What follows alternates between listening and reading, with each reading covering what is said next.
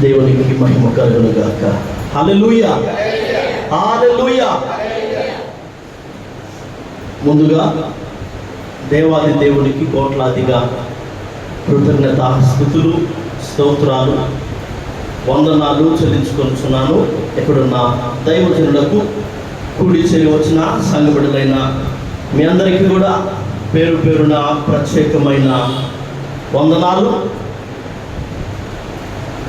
అదే రీతిగా ఈరోజు పుట్టినరోజు జరుపుకుంటున్న జాన్సన్ అంకుల్కి, అదే రీతిగా దుర్గాప్రసాద్ అన్న కూడా పుట్టినరోజు శుభాకాంక్షలు. ఇలాంటి పుట్టినరోజులు ప్రభు కృపలో మీరు మరెన్నో జరుపుకోవాలని, దేవుడు ప్రేమించి మీకు ఇచ్చిన ఆయుష్ అంతా కూడా మీరు ఆరోగ్యంగా ఉండాలని, ప్రభు కృపలో మీరు ఆశీర్వదించబడి అనేకులకు ఆశీర్వాదకరంగా మారాలని ఆశిస్తూ ఆకాంక్షిస్తూ మీ కొరకు మేము ఎప్పుడు ప్రార్థిస్తూనే ఉంటాము. నిజంగా చాలా సంతోషం వీళ్ళని బట్టి. ఎవరిని బట్టి అంటే చిన్నప్పటి నుంచి కూడా నేను బాగా ఈ విషయం ఆలోచిస్తూ ఉండేవాడిని. మా డాడీ ఒక్కడే ఉన్నట్టుగా అనిపిస్తూ ఉండేది. నా వయసులో అనుకోండి, నాకు ఎవరో ఒక తోడు ఉండేవాళ్ళు, నేను ఆడుకుంటూ ఉండేవాడిని, లేదని కలిసి తిరుగుతూ ఉండేవాడిని. ఎక్కువగా మా నాన్న సంఘానికి సంబంధించి మందిరానికి సంబంధించి ప్రభు పరిచయలో పనిలో ఉంటూ ఉండేవాడు కదా, ఎక్కువ స్త్రీలే ఉండేవాళ్ళు. మన ఆంటీ కావచ్చు, లేకపోతే గ్లోర్ ఆంటీ కావచ్చు, మా అమ్మ కావచ్చు, ఇంకా ఏదున్నా కానీ ఇక వాళ్ళతోనే మాట్లాడి ఇక వాళ్ళ గురించి అలానే ఉండేది. కానీ ఎక్కువగా పురుషులు ఎవరు కూడా, లేదా మా నాన్న కలిసి తిరగడానికి, మా నాన్న ఏదైనా మాట్లాడాలి, లేదా ఏదైనా సలహా తీసుకోవడానికి, లేదా ఇది చేద్దాం అనుకోవడానికి.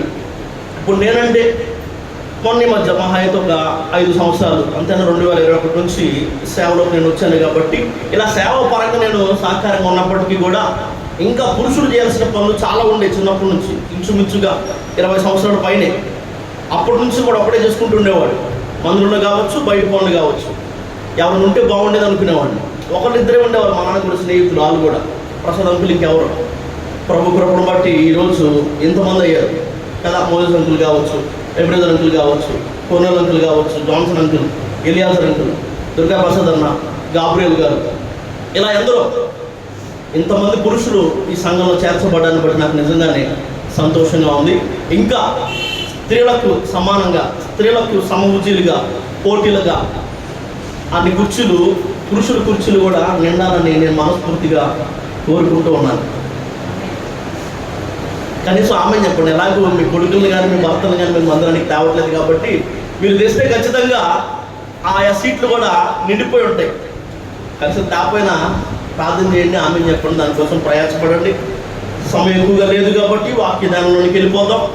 ఈరోజు పరిశుద్ధాత్మ దేవుడు మనల్ని ప్రేమించి మనతో మాట్లాడాలని ఆశపడుతున్న సంగతులు. పేతురు భక్తుడు రాసిన మొదటి పత్రిక 4వ అధ్యాయము, అపోస్తలుడైన పేతురు రాసిన మొదటి పత్రిక 4వ అధ్యాయం 12 నుంచి 16 వచనాల వరకు చూద్దామా నిదానంగా.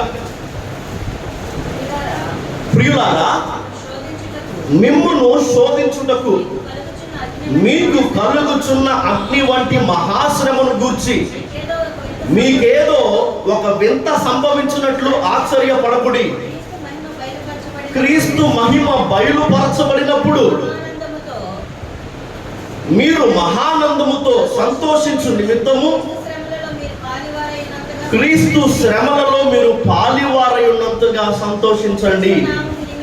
క్రీస్తు నామము నిమిత్తము మీరు నింద పాలైన ఎడల మహిమ స్వరూపి అయిన ఆత్మ, అనగా దేవుని ఆత్మ మీ మీద నిలుచుచున్నాడు గనుక మీరు ధన్యులు. మీలో ఎవడును నరహంతకుడిగా గాని, దొంగగా గాని, దుర్మార్గుడిగా గాని, పరుల జోలికి పోవాడుగా గాని బాధ అనుభవింప తగదు. ఎవడైనను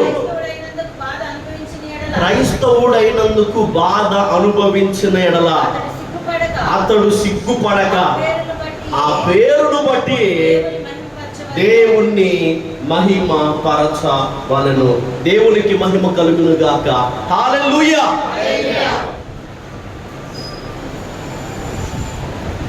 ఈనాటి మన ధ్యానాంశం ఏంటో తెలుసా? ఈరోజు మనం ధ్యానించబోతున్నది దేని గురించో తెలుసా? అగ్ని వంటి మహా శ్రమలను గురించి. శ్రమలు సంభవిస్తున్నప్పుడు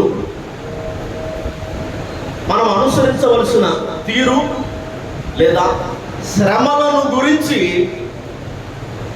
మనకి ఉండాల్సిన అవగాహనకు సంబంధించి పరిశుద్ధాత్మ దేవుని సహాయంతో ఈ రాత్రి కొన్ని విషయాలు మనం ధ్యానం చేద్దాం. మీ అందరికీ తెలుగు బాగొచ్చు కదా. శ్రమలు అని రాసేటప్పుడు మనం ఏసా ఉపయోగిస్తాం, శ్రమల్లో మెలికిసా ఉపయోగిస్తాం కదా. అయితే మెలికిసా ఉపయోగించి రాసే ఈ శ్రమల గురించి మామూలు సాలో 3 విషయాలు మీకు తెలియజేయాలని ఆశపడుతున్నాను. ఏంటంట? శ్రమలు కదా, మెలికిసా ఉపయోగించి రాస్తాం కదా. ఈ శ్రమల గురించి లేదా ఈ శ్రమలు సంభవిస్తున్నప్పుడు మనం అనుసరించాల్సిన తీరుల గురించి 3 మామూలు సాలుగా ఈ రాత్రి ఉన్న ఈ సమయంలో ఈనాటి ఈ ధ్యానాంశాన్ని మనందరం కూడా పరిశుద్ధాత్మ దేవుని సహాయంతో ధ్యానించడానికి ఇష్టపడదాం. కనుక ఈరోజు ఈ వర్తమానానికి టైటిల్ ఏంటయ్యా అంటే కనుక ఈరోజు ఈ వర్తమానానికి టైటిల్ ఆశ్చర్య పడకుడి. ఈరోజు మన టైటిల్ ఏంటంట? ఏంటి మళ్ళీ చెప్పండి ఒకసారి. మన టైటిల్ ఏంటంట?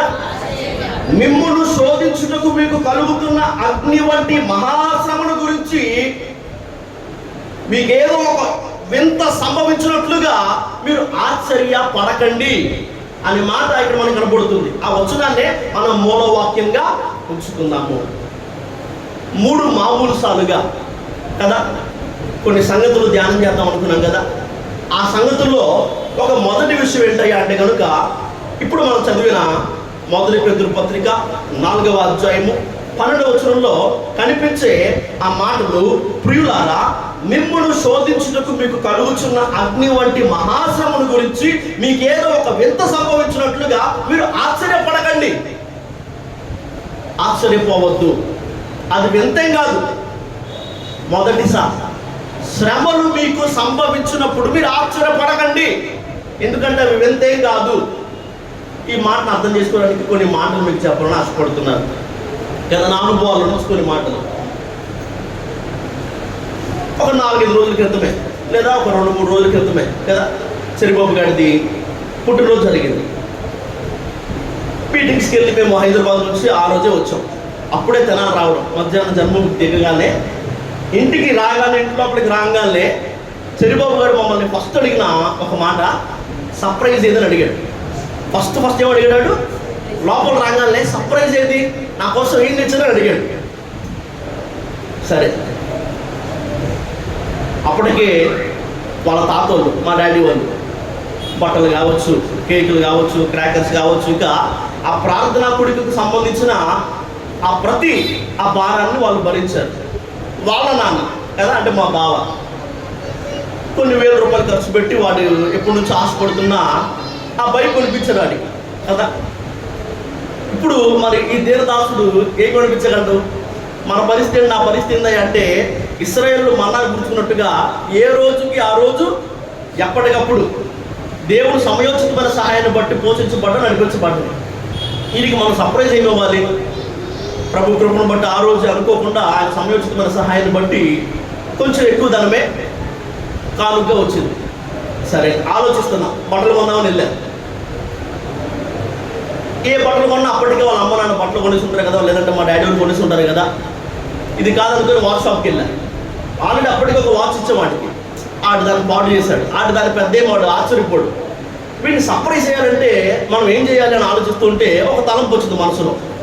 వాళ్ళని ఎప్పుడు మేము బయటకు తీసుకెళ్ళినప్పుడు ఎప్పుడన్నా ఆడు అడిగితే గాంధీ షాప్లో ఒక చాక్లెట్ షాప్కి తీసుకెళ్తాం. ఆడేదో ఒక చాక్లెట్ చూపిస్తాడు. సరే, దాన్ని ఆడు కొనిపిస్తాం. సరే, నా మనసులో ఒక తలంపు వచ్చింది. వాడు రాగానే సర్ప్రైజ్ అడిగాడు కాబట్టి వాడు ఆశ్చర్యపోవాలంటే వాడు ఎక్స్పెక్ట్ చేయింది, వాడు ఊహించింది ఏదో చేయాలని చెప్పని ఆ చాక్లెట్ షాప్లోకి వెళ్ళా. ఒక హ్యాంపర్ తీసుకొని ఇంత సంఖ్య 1000 రూపాయల చాక్లెట్ కూడా దాంట్లో నింపేశాను.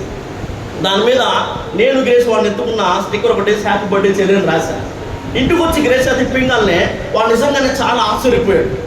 అవన్నీ తీసి వాడు ఒళ్ళో పోయింగానే వాడు చాలా సంతోషపడ్డాడు, ఆశ్చర్యపోయాడు. ఎందుకు ఆశ్చర్యపోయాడు? బర్త్డే అంటే ఇవి ఇవి ఇవి అని చాలా సాధారణంగా ఎక్స్పెక్ట్ చేస్తారు కదా.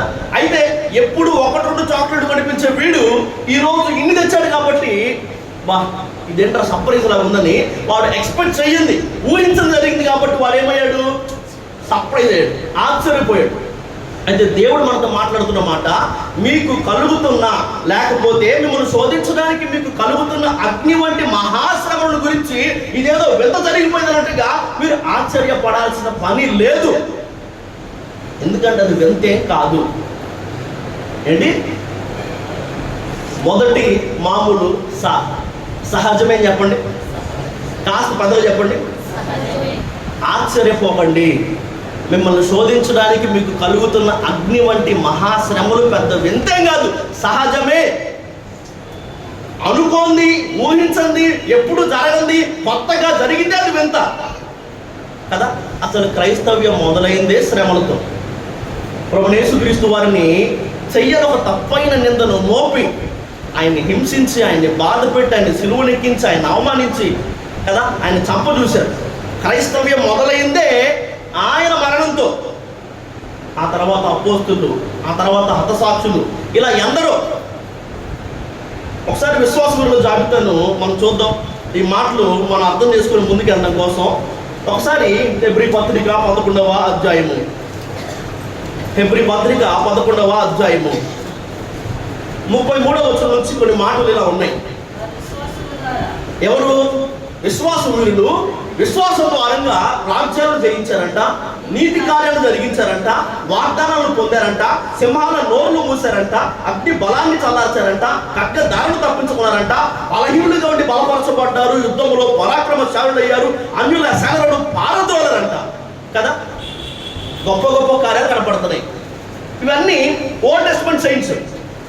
అయితే కొత్త నిబంధన భక్తుల వరకు వచ్చేసరికి ఆ 35వ వచనంలో మనకు కనపడుతున్న మాట, కొందరైతే మరి శ్రేష్టమైన పునరుద్ధానాన్ని పొందగోరి విడుదల పొందనొలక ఏమైనంట, యాతన పెట్టబడ్డారు. చూసారా, విశ్వాసముల జాబితాలో రాయబడిన లేదా విశ్వాసం ద్వారంగా వారు జరిగిన లేదా వారు జరిగించిన, వారు అనుభవించిన, వారి జీవితంలో కలిగిన విషయాల గురించి మాట్లాడుతూ పైనంతా ఓల్డ్ టెస్టమెంట్ సైన్స్ గురించి, పాత నిబంధన భక్తుల గురించి మాట్లాడుతూ రాజ్యాలు జయించారు, నీతికారాలు జరిగించారు, వాగ్దానాలు పొందారు, సింహాలను మూసారు, అగ్నిబలాన్ని చల్లించారు, ఇలా గెలిచారు కదా, ఓడించారు, పట్టుకున్నారు. ఈ మాటలు రాయబడ్డాయి. కొత్త నిబంధన భక్తుల వరకు వచ్చేసరికి అక్కడ మనకు కనబడుతున్న మాట, వారు యాతన పెట్టబడ్డారంట.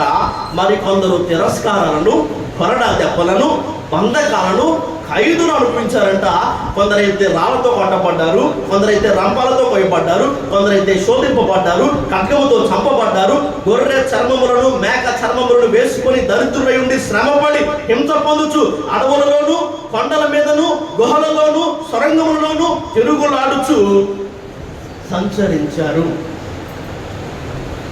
అర్థమవుతున్నమాట. విశ్వాస వీరుల జాబితాలో పాత నిబంధన భక్తుల కోవ ఒక రకంగా ఉంటే, విశ్వాసం ద్వారంగా వారు చేసిన, వారు జరిగించిన, వారు అనుభవించిన, వారు పొందిన, వారు చూసిన విషయాలు ఒకలా ఉంటే, కొత్త నిబంధన భక్తులు, న్యూ టెస్టమెంట్ సైన్స్ అందరూ కూడా వారు శ్రమలు అనిపించారు, వారు హింసించబడ్డారు, వారు కొట్టబడ్డారు, వారు అవమానించబడ్డారు, వారు చెరసాలకి వెళ్ళారు, వారు దాక్కున్నారు. అర్థమవుతున్నమాట. వారు వీటిని భరించారు అని రాయబడి ఉంది.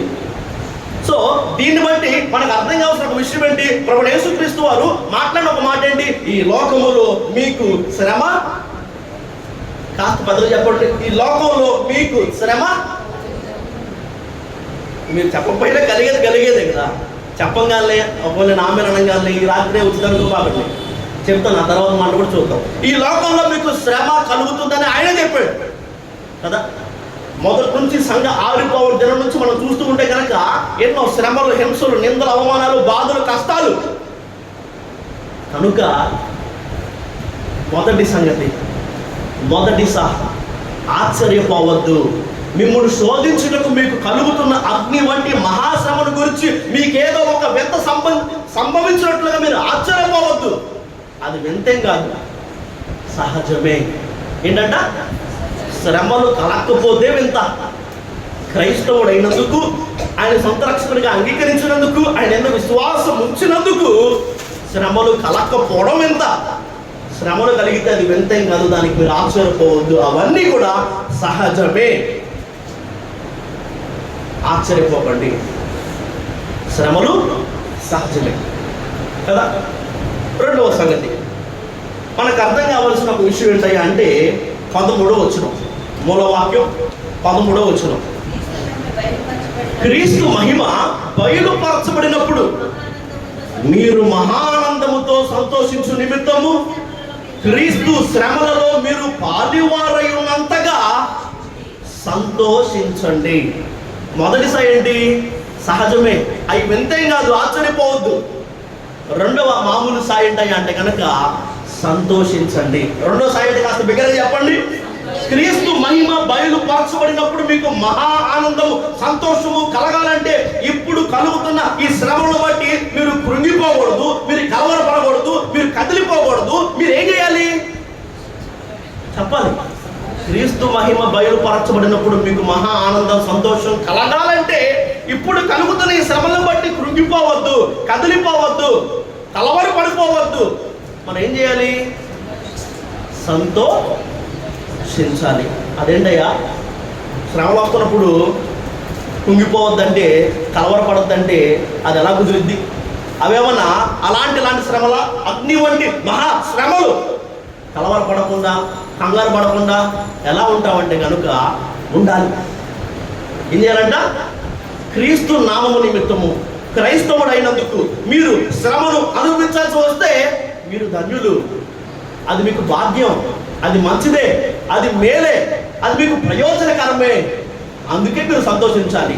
ఏంటి? క్రీస్తు నిమిత్తము, క్రీస్తు నామము నిమిత్తము, క్రైస్తవుడైనందుకు, నీతి నిమిత్తము ఒకవేళ మీరు శ్రమలు అనుభవించాల్సి వస్తే అది మీకు మేలే, అది మీకు మంచిది, అది మీకు ధన్యత, అది మీకు భాగ్యమే, అది మీకు ప్రయోజనకరమే, అది మీకు దీవెనే. కాబట్టి సంతోషించాలి, కురిగిపోకూడదు, కలవరపడిపోకూడదు, కదిలిపోకూడదు.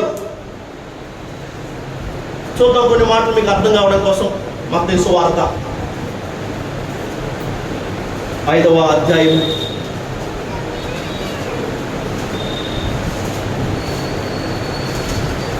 10 నుంచి 12 వచనాలు చూద్దామా. నీతి నిమిత్తము హింసించబడువారు ధన్యులు, పరలోక రాజ్యము వారిది. నా నిమిత్తము జనులు మిమ్మల్ని నిందించి, హింసించి, మీ మీద అబద్ధముగా చెడ్డ మాటలలో పలుకున్నప్పుడు మీరు ధన్యులు. ఏం చేయాలి? సంతోషించి ఆనందించండి, పరలోకమందు మీ ఫలము అధికమవుతుంది. ఇలాగున వారు మీకు పూర్వమందున్న ప్రవర్తనను కూడా అది మొదటి సాకి సంబంధించింది, సహజమే, వింతేం కాదు, ఆశ్చర్యపోవద్దు. ముందు కూడా జరిగినాయి, నీ ఒక్కడికే కొంత సపరేట్గా వింతగా ఏం జరిగిందేం కాదు కదా. రెండో సారి గురించి మనం ధ్యానం చేస్తున్నాం కాబట్టి నువ్వేం చేయాలంట? అగ్ని వంటి మహా శ్రమలు నీకు కలుగుతున్నప్పుడు కలవరపడద్దు, కుంగిపోవద్దు, కదిలిపోవద్దు, సంతోషించు. ఏం చేయాలి? ఎందుకు? నీతి నిమిత్తము హింసించబడేవారు ఎవరంట? ధన్యులంట. పరలోక రాజ్యం చెప్పాలి. పరలోక రాజ్యం నా నిమిత్తము జనులు మిమ్మల్ని నిందించి, హింసించి, మీ మీద అబద్ధముగా చెడ్డ మాటలలా పలుకున్నప్పుడు మీరు ధన్యులు. పరలోకంలో ఏమవుతుందంట? మీ ఫలం నీతి నిమిత్తం, దేవుని నిమిత్తం నిందించబడుతున్నప్పుడు, హింసించబడుతున్నప్పుడు, జనులు మీ గురించి చెడ్డ మాటలలా పలుకుతున్నప్పుడు మీరు ధన్యులు. ఎందుకంటే పరలోక రాజ్యం అలాంటి వాళ్ళే. పరలోక రాజ్యంలో వాళ్ళకి గొప్ప బహుమానం, గొప్ప ప్రతిఫలం కలుగుతుంది. కాబట్టి ఇలాంటి శ్రమలు సంభవించినప్పుడు నువ్వేం చేయాలి? సంతోషించాలి. ఏం చేయాలి? కాస్త బిగ్గరగా చెప్పండి. శ్రమలు కలిగినప్పుడు కలవరపడడం, కదిలిపోవడం, కృంగిపోవడం కాదు నువ్వు చేయాల్సిన పని, సంతోషించాలి. ఎందుకో తెలుసా? నీతి నిమిత్తము హింసించబడు వారు ధన్యులు, పరలోక రాజ్యం ఎవరిది? అలాంటి వారిదే. నా నిమిత్తము జనులు మిమ్మల్ని నిందించి, హింసించి, మీ మీద అబద్ధముగా చెడ్డ మాటలన్నా పలికినప్పుడు మీరు ధన్యులు. ఆనందించండి, సంతోషించండి. ఎందుకంటే పరలోక రాజ్యంలో మీ ఫలం ఏమవుతుంది? అధికమవుతుంది. ఈ శ్రమలు చూద్దాం ఒకసారి, ఆ మాట కూడా చూద్దాం మనం ఒకసారి. అపోస్తుల కార్యములు 14వ అధ్యాయం 22వ వచనం.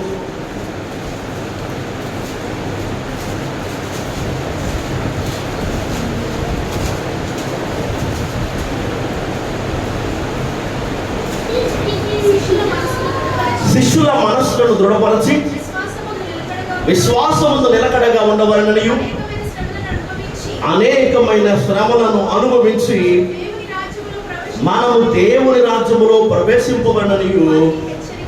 మనం దేవుని రాజ్యంలో ప్రవేశించడం కంటే ముందు మనం అనేకమైన శ్రమలను ఏం చేయాలంట? మనం అనేకమైన శ్రమలను ఏం చేయాలి? అనుభవించాలి. ఇంకో మాట, 2వ దశలోనికలకు రాసిన పత్రిక 1వ అధ్యాయము, 2వ దశలోనికలకు రాసిన పత్రిక 1వ అధ్యాయము 4వ వచనంలోని మాటలు ఇలా ఉన్నాయి.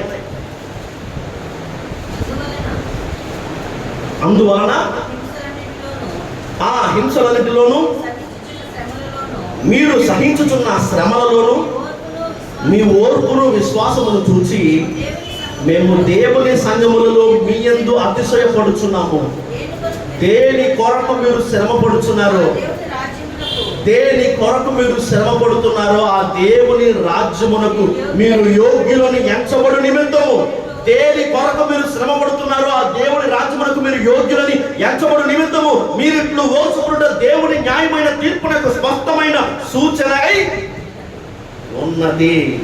శ్రమలను సహించిన వారిదే, శ్రమలలో సంతోషించిన వారికే పరలోకం, పరలోకములో గొప్ప ఫలం. వారు ధన్యులు, వారే యోగ్యులు. ఏంటంట? వారు ధన్యులు, వారే యోగ్యులు, వారిదే పరలోక రాజ్యం. పరలోకంలో వారికి గొప్ప ఫలం కలుగుతుంది. కాబట్టి శ్రమలు సంభవించినప్పుడు నువ్వేం చేయాలి? ఏడవాలా? గుండెలు బాదుకోవాలా? ఏంట్రా బాబు, ఎవరికి లేని బాధలు, ఎవరికి లేని కష్టాలు, ఎవరికి లేని సమస్యలు నాకే వచ్చాయి, కదిలిపోవాలా? ఏం చేయాలి? కాస్త పెద్దగా చెప్పండి, కాస్త బిగ్గరగా చెప్పండి. శ్రమలు మాకు రాకూడదు అనుకున్నవారు కాస్త బిగ్గరగా చెప్పండి. సంతోషించాలి. 2వ మాట, పేతురు భక్తుడు రాసిన మొదటి పత్రిక, పేతురు రాసిన మొదటి పత్రిక 4వ అధ్యాయం మొదటి 2 వచనాల్లో ఈ మాటలు ఉన్నాయి. క్రీస్తు శరీరమందు శ్రమపడిన కనుక మీరును అట్టి మనసును ఆయుధంగా ధరించుకుని. శరీర విషయంలో శ్రమపడిన వాడు శరీరమందు జీవించు మిగిలిన కాలము ఇక మీదట మనుజాసులను అనుసరించి నడుచుకోడంట దేవునికి ఇష్టానుసారముగానే నడుచుకున్నట్లు పాపముతో జోలి ఇక ఏమీ లేకవాడు ఉంటాడన్న మాట రాయబడింది. ఎవరైతే శ్రమ పడుతున్నారో వారు ఇక మీదట మనుజాసులను అనుసరించి నడుచుకోరంట. అర్థమవుతుందా? శ్రమలు ఎందుకు సంతోషించాలంటే ఎవరైతే శ్రమలు అనుభవిస్తున్నారో వారు ఇక మీదట శరీర విషయంలో శ్రమపడు వాడు శరీరమందు జీవించు మిగిలిన కాలము ఇక మీదట మనుజాసులను అనుసరించి నడుచుకోడంట.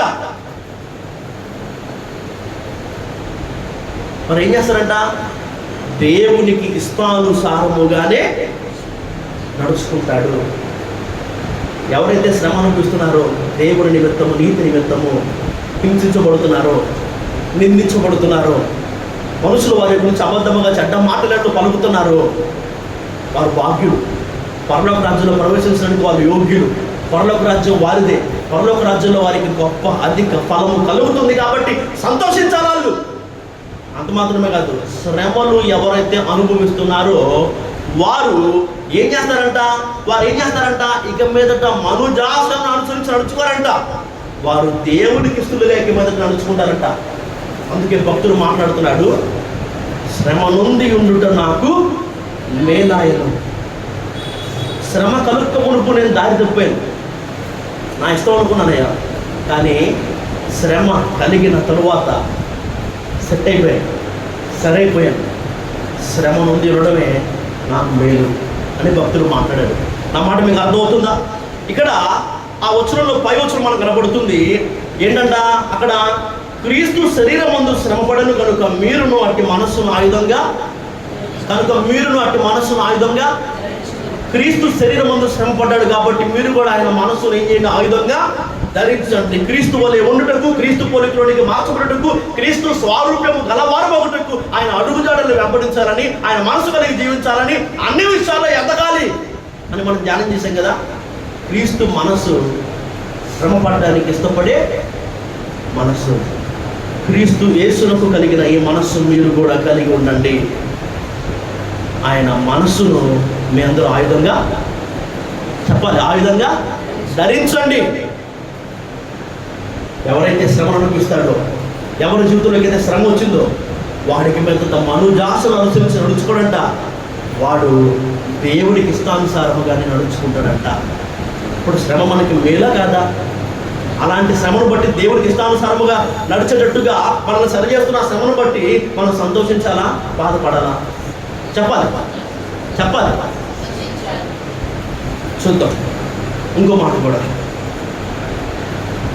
మనం శ్రమను అనుభవిస్తే దేవునికి సులువుగా మారుతాము. శోధింపబడిన మీదట నేను శుద్ధ సువర్ణము వలె మార్చబడుదును. పేతురు భక్తుడు రాసిన అదే మొదటి పత్రిక 1:7 వచనం. నశించిపోవు సువర్ణము అగ్ని పరీక్ష వలన శుద్ధపరచబడుచున్నది కదా, దానికంటే అమూల్యమైన మీ విశ్వాసం ఈ శోధనల చేత, దానికంటే అమూల్యమైన మీ విశ్వాసం ఈ శోధనల చేత పరీక్షకు నిలిచినదై యేసు క్రీస్తు ప్రత్యక్షమైనప్పుడు మీకు మెప్పును మహిమయు ఘనతయు కలుగుటకు కారణము అగును. దానికంటే అమూల్యమైన మీ విశ్వాసం ఈ శోధనల చేత పరీక్షకు నిలిచినదై. ఈ శ్రమలు శిక్ష కాదు, ఈ శ్రమలు నీ విశ్వాసానికి పరీక్ష. ఏంటంట? శ్రమలు నీకు శిక్ష కాదు, శ్రమలు నీ విశ్వాసానికి పరీక్ష. ఎంత కష్టమైన పరీక్ష పాస్ అయితే వాడికి అంత పెద్ద ఉద్యోగం వచ్చింది. అవునా కదా? అవునా కదా? ఇప్పుడు ప్రభుత్వ ఉద్యోగులు ఉన్నాయి అనుకుందాం. ఒక ఆఫీస్లో కలెక్టర్ ఉన్నాడు, అదే ఆఫీస్లో ప్యూన్ ఉన్నాడు. వీళ్ళిద్దరు పరీక్షలు రాస్తే నాకు ఉద్యోగాలు వచ్చాయి కదా. ఒకరికేమో ప్యూన్ వచ్చింది, ఇంకొకరికేమో కలెక్టర్ పోస్ట్ వచ్చింది. తేడా ఏంటి? కష్టమైన పరీక్ష రాసినప్పుడు ఏదో తన వంతులో, తన శక్తిలో, తన లేదంటే తనకున్న ఆ పరిధిలో ఆ పరీక్ష రాసి పాస్ అయినవాడు ఇంకొకడు కదా. నా మాట మీకు అర్థమవుతుందా? ఎంత కష్టమైన పరీక్ష రాస్తే అంత పెద్ద ఉద్యోగం, ఎంత పెద్ద పోరాటం అయితే అంత పెద్ద విజయం. నీ ముందు ఎంత పెద్ద కష్టం ఉంటే, నీ ముందు ఎంత పెద్ద శ్రమ ఉంటే, నువ్వు ఎంత పెద్ద శోధన జయించగలిగితే, ఎంత పెద్ద పరీక్షలు నువ్వు పాసు కాగలిగితే అంత పై స్థాయికి నువ్వు వెళ్తావు. నా మాట అర్థం అవుతుందా? ఎవరైతే ఈ అగ్ని వంటి మహాశ్రమంలో కదిలిపోకుండా, కలవరపడకుండా, కురింగిపోకుండా నిలబడతారో వారికి దేవుని ఎదుట మహిమ, ఘనత, మెప్పు కలుగుతుంది. ఏంటంట? ఎవరికి దేవుని వలన, దేవుని ఎదుట మహిమ, ఘనత, మెప్పు. అది కొన్ని రోజుల ముందు మనం ఒక వర్తమానం విన్నాం కదా. ఎవరికి? పరిశుద్ధులకి. ఎవరికి? పోరాడే వారికి. ఎవరికి? ప్రార్థించే వారికి. ఎవరికి? ప్రయాసపడే వారికే, పరిగెత్తే వారికి. ఎవరికి? ప్రియులైన వారికే, దేవుణ్ణి ప్రేమించే వారికి అని 5 రూపాయలు చెప్పాను కదా. అవి మీకు గుర్తుండవు, అందుకే గుర్తు చేశా. 6వ పాఠ్యపురం చూడండి. ఎవరికి దేవుని వలన, దేవుని ఎదుట మహిమ, ఘనత, మెప్పు కలుగుతుందంటే 6వ పరీక్ష పాస్ అయినోడికి. ఏంటంట? పరీక్షకు నిలబడిన వాడికి దేవుని ఎదుట మహిమ, ఘనత, మెప్పు కలుగుతుంది. ఈ శ్రమ శిక్ష కాదు, ఈ శ్రమ నీ విశ్వాసానికి పరీక్ష. పరీక్ష చూసి భయపడ్డామనుకో పైకి వెళ్ళలేవు, పై తరగతులకు ప్రమోట్ కాలేవు, ఉద్యోగం రాదు, ఎదగలేవు జీవితంలో. ఈ శ్రమ శిక్ష కాదు, పరీక్ష. ఎవరైతే పరీక్షలో పాస్ అవుతారో వారికి దేవుని వలన ఘనత, మెప్పు, మహిమ కలుగుతుంది. హెబ్రీ పత్రిక 2వ అధ్యాయము 10-11 వచనాల్లో ఈ మాటలు ఉన్నాయి. హెబ్రీ పత్రిక 2వ అధ్యాయం 10-11 వచనాలు. ఆయన అనేకులైన కుమారులను మహిమకు తెచ్చుచుండగా వారి రక్షణకర్తను శ్రమల ద్వారా సంపూర్ణునిగా చేయుటకు ఆయనకు తగును. హెబ్రీ పత్రిక 2వ అధ్యాయము 10 మధ్యలో నుంచి మాటలు ఉంటాయి. ఆయన అనేకులైన కుమారులను మహిమకు తెచ్చుచుండగా వారి రక్షణకర్తను శ్రమల ద్వారముగా సంపూర్ణునిగా చేయుటకు ఆయనకు తగును. పరిశుద్ధ పరచు వారికి, పరిశుద్ధ పరచబడు వారికి అందరికీ ఒక్కటే మూలము. పరిశుద్ధ పరచు వారికి, పరిశుద్ధ పరచబడు వారికి అందరికీ ఒకటే మూలము. వారి రక్షణకర్తను శ్రమల ద్వారముగా సంపూర్ణిగా చేయుట ఆయనకు తగును. శ్రమల ద్వారంగా మనం సంపూర్ణముగా మారతాము. శ్రమ మనకు సంపూర్ణతను కలుగు చేస్తుంది. విత్తనాలు చల్లే ఉపమానంలో వేరు లేని నాటబడిన ఒక విత్తనం ఉంది, అది మొలిచింది. కానీ శ్రమ కలిగిన తర్వాత అభ్యంతరం పడిందంట. ఏమైంది? రాలిపోయింది, ఎండిపోయింది. అర్థమవుతుందా? కట్టబడడానికి 2 ఇళ్ళు బాగానే కట్టబడ్డాయి, కానీ ఒకటే ఇసుక మీద కట్టబడింది, ఇంకోటేమో రాయి మీద, బండ మీద, క్రీస్తబడిన పునాది మీద కట్టబడింది. వానలు వచ్చాయి, వరదలు వచ్చాయి, గాలి వీచింది. పునాది మీద కట్టబడిన ఆ ఇల్లు బాగానే ఉంది, కానీ ఇసుక మీద కట్టబడిన ఆ ఇంటి పాటలు గొప్పదంట. అర్థమవుతుందా? శ్రమలు వచ్చినప్పుడు ఎవరైతే కనుక సహిస్తున్నారో, వాటి విషయమై సంతోషిస్తున్నారో, వారు సంపూర్ణతలోనికి వెళ్తారు. వారు ఎటు వెళ్తారంట? కదలిపోయిన వాడు చాప్టర్ అక్కడితో ఆగిపోతుంది. వాడు డిస్కంటిన్యూ అక్కడ ఆగిపోయినట్టు. ఎవడైతే సహించడం మాత్రమే కాదు, శ్రమలు బట్టి ఎవడైతే సంతోషించాడో వాడు సంపూర్ణత వైపుగా వెళ్తాడు. 2 తిమోతికి రాసిన 2వ పత్రిక 2వ అధ్యాయం 3వ వచనంలో అపోస్తలుడు ఈ రీతిగా మాట్లాడుతున్నాడు. క్రీస్తు యేసు యొక్క మంచి సైనికుని వలె నాతో కూడా శ్రమను అనుభవించుము. నువ్వు విశ్వాసి అన్న స్థాయిలో ఉన్నంత వరకు శ్రమలు వస్తే కష్టపడతావు, భయపడతావు, కలవరపడతావు, కదిలిపోతావు, ఏడుస్తావు. విశ్వాసి అనే స్థాయి నుంచి క్రీస్తు యేసు యొక్క మంచి సైనికుని స్థాయికి నువ్వు రాగలిగితే, గొర్రె పిల్ల అనుభవం నుంచి గుర్ర పిల్ల అనుభవం దాకా నువ్వు ఎదగగలిగితే, శ్రమను చూసి నువ్వు భయపడవు, శ్రమ వస్తే నువ్వు కలవరపడవు, కృంగిపోవు, కదిలిపోవు. ఏం చేస్తావు? సంతోషిస్తావు. ఎందుకు? ఈ శ్రమ నన్ను సంపూర్ణతలోనికి నడిపించడానికే వచ్చింది అన్న సంగతి గ్రహిస్తావు. కాబట్టి నా మాట మీకు అర్థమవుతున్నాయా? మొదటి స్థాయి ఏంటి? అగ్ని వంటి మహాశ్రమలు వింతేం కాదు, సహజమే. ఆశ్చర్యపోవద్దు కదా, ఆశ్చర్యపోకండి, ఆశ్చర్యపడకండి అన్నది మన ధ్యానాంశం. ఎందుకు ఆశ్చర్యపోవద్దు? అది వింతేం కాదు, సహజమే. మరి ఆశ్చర్యపోవద్దు, ఏం చేయాలి? సంతోషించాలి అన్నది 2వ విషయం. ఎందుకు సంతోషించాలి? శ్రమలను సహించిన వారిదే, శ్రమలలో సంతోషించిన వారికే పరలోకంలో గొప్ప ఫలం. వారి ధన్యులు, వారి యోగ్యులు. కాబట్టి మనం శ్రమలను అనిపిస్తే దేవునికి ఇష్టంగా మారుతాము, శుద్ధ సువర్ణ వలె మార్చబడతాం. కాబట్టి ఎవరైతే ఈ అగ్ని వంటి మహాశ్రమంలో కదిలిపోకుండా, కలవరపడకుండా, కృంగిపోకుండా నిలబడతారో వారికి దేవుని యొక్క మహిమ, మెప్పు, ఘనత కలుగుతాయి. కాబట్టి శ్రమల ద్వారముగా మనకి సంపూర్ణత కలుగుతుంది. కాబట్టి నువ్వేం చేయాలి? శ్రమ వచ్చినప్పుడు కాస్త పెద్దగా సంతోషించాలి. ఆశ్చర్యపోకండి, వింతేం కాదు, సహజమే. ఆశ్చర్యపోకండి, సంతోషించండి. ఎందుకంటే మేలే, ధన్యతే, భాగ్యమే, ఆశీర్వాదమే, ప్రయోజనకరమే శ్రమ ద్వారా నీకు కలుగుతుంది. కాబట్టి అక్కడితో ఆగిపోబాకండి. ఆఖరి 3వ చూద్దాం. 3వ వాక్యంలోకి వెళ్దాం. 16వ వచనం. ఇక టైం లేదు కాబట్టి నా మాటలు ముగిస్తున్నాను. 16వ వచనం త్వరగా. ఎవడైనను క్రైస్తవుడైనందుకు బాధ అనుభవించిన ఎడల అతడు సిగ్గుపడకూడదంట. ఆ పేరును బట్టి దేవుణ్ణి మొదటి సహజమే, 2వ సంతోషించాలి, 3వ ఏంటి తెలుసా? సిగ్గుపడాల్సిన పని లేదు. శ్రమ వచ్చినప్పుడు దేవుణ్ణి చెప్పాలి. ఎవడైనా క్రైస్తవుడైనందుకు బాధ అనుభవించిన ఎడల అతను సిగ్గుపడక ఆ పేరును బట్టి దేవుణ్ణి ఏం చేయాలంట? మహిమ పరచాలంటే 3వ స్తుతించాలి. ఆశ్చర్యపోకండి, వింతేం కాదు, సహజమే. సంతోషించండి, ఎందుకంటే అవి మీకు మేలు కలుగా చేయడానికే, మీకు యోగ్యతనివ్వడానికే. అది మీకు ధన్యతే, అది మీకు ఆశీర్వాదకరమే, అది మీకు ప్రయోజనమే, అది బహు మంచిదే. కనుక శ్రమలను బట్టి కురిగిపోవద్దు, కలవరపడద్దు, కదిలిపోవద్దు, కానీ సంతోషించండి. దేవుణ్ణి చెప్పండి, దేవుణ్ణి స్తుతించండి. మీకు మేలు కలగాలనే, మీకు ఘనత, మెప్పు, మహిమ కలగాలనే, మిమ్మల్ని సంపూర్ణతలోనికి తీసుకురావాలనే, మీకు అత్యధికమైన ఫలాన్ని ఇవ్వాలనే, పరలోక రాజ్యంలో దేవుని రాజ్యంలో ప్రవేశించే యోగ్యతను మీకు కలుగజేయాలనే దేవుడు ఆ శ్రమలను మీ జీవితంలోనికి పంపించాడు. కాబట్టి దేవుణ్ణి స్తుతించండి. టైం లేదు, నా మాటకి ముగిస్తున్నాను. సింహం వచ్చింది, ఎలుగుబంటి వచ్చింది, గొలియాతు వచ్చాడు దావీదు జీవితంలోనికి. ఎందుకు?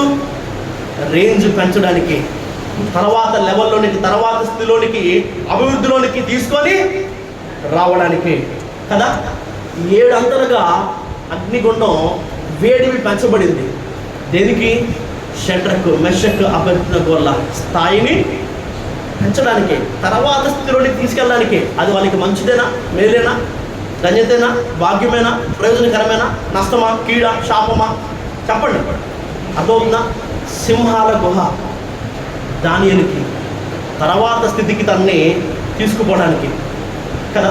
సింహం వచ్చినా, ఎలుగుబంటి వచ్చినా, గొలియాతు వచ్చినా ఈ శ్రమలను అతను సహించాడు, సంతోషించాడు. శ్రమల్లోనే దేవుడు స్తుతించాడు కాబట్టి గొర్రెల కాపరి రాజు అయ్యాడు.